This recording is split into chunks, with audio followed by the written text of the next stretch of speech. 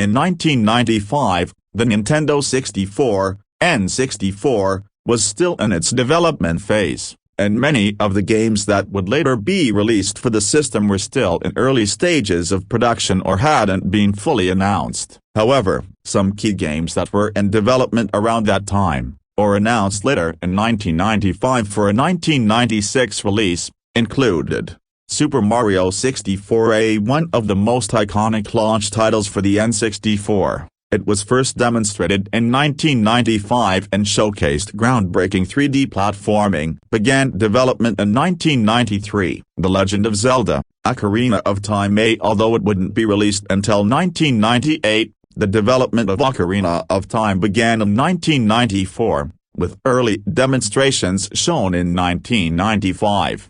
Pilotwings 64, another N64 launch title. It was first shown at the 1995 Shanghai Expo, later known as Space World. Began development in 1994. Wave Race 64, development on this title also began in 1995, with the game shown off as an early tech demo for the N64's graphical capabilities.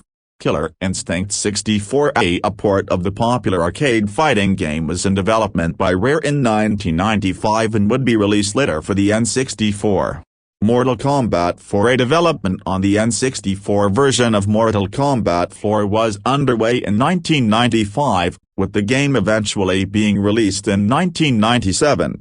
Donkey Kong 64, although it wasn't released until later, Donkey Kong 64 was in development as early as 1995. Star Wars: Shadows of the Empire, development began in 1995, and the game was released in 1996 as part of the N64 launch window. Truck: Dinosaur Hunter. This was in development in 1995, eventually becoming one of the first major first-person shooters for the N64. Banjo-Kazooie, although Banjo-Kazooie wouldn't come out until 1998, it was in early development stages in 1995, initially as a project called Project Dream by Rare.